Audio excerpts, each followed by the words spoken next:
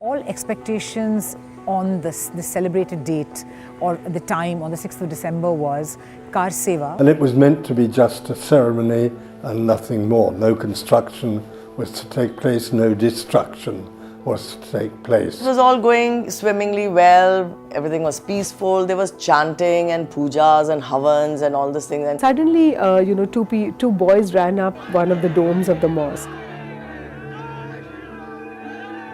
It appeared quite random at that time, but there was clearly there was method in the madness, and people speaking of 12 baje tak ka intezar kijiye. To bring down that structure, you need huge machinery to bring down, but it was just amazing how these guys did it. In the rallies that I had been attending with Advani, every rally that he would attend, he would end by asking everyone in the crowd to take a pledge कि कसम राम की खाते हैं, मंदिर वहीं बनाएंगे.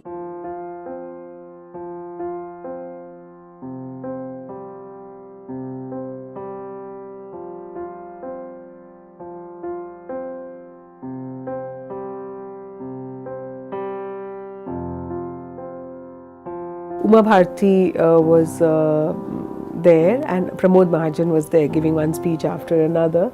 Basically, Uma Bharti was saying that, telling the people that if you are men, then you must recapture your masculinity. with her famous quote, Ek daka aur modo, Babri Masjid thodo. As many as 15,000 people camped just near the mosque. And these people surged forward like a great wave. They broke through the police cordons and then started swarming all over the dome and then over the rest of it. While this was happening, naturally the cameramen and the photographers were running towards the masjid to kind of take pictures of it. There were people who decided to attack them. And the idea was to just shut down documentation. Cameras were snatched, tapes were picked up, note paper, and we were essentially disabled and put out of the scene. I have covered militancy in Kashmir, I have covered militancy in Punjab, but the kind of the scared I was covering this assignment, I never felt that scared in covering Kashmir or Punjab. When the attacks began on journalists, the hunt won. They kept hunting, screaming for Mark Tully. They were shouting at me angrily because I had reported on the BBC what had been happening. So I decided to go inside the mosque to see what was going on. So when I was inside, the men started assaulting me.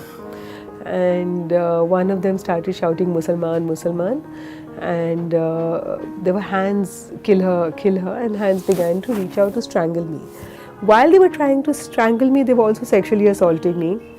So somebody is pinching my breast, someone is poking my waist, other private parts, and I couldn't get the words out to say anything, and I was literally seconds away from death. At 12 o'clock, almost again like clockwork, the central security forces who were posted inside to guard the mosque all just left the premises. One can see them just walking away. They did not do anything to stop them. I was utterly disgusted by the slogans which were shouted about Muslims.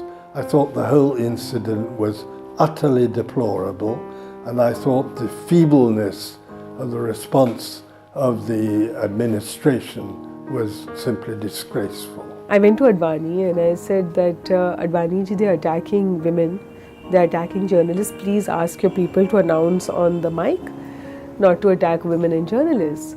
So he said, but this is such a historic day, forget about what happened to you.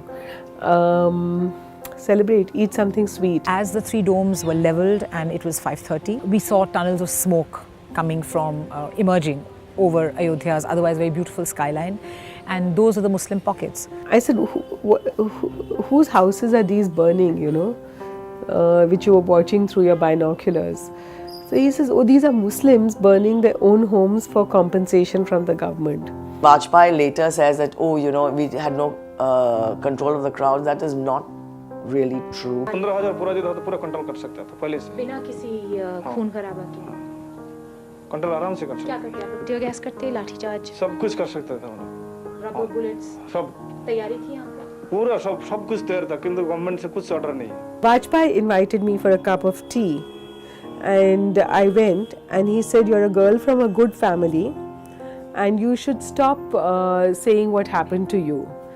So I said, I'm willing to stop saying what happened to me if BJP issues a public apology. Of course, later Mr. Advani talks about it being a black day, a dark day, something that he regretted, but none of which was heard on the loudspeaker. At best, some of them may not have exhorted people to damage more, but they stood by, watched, and perhaps encouraged by default.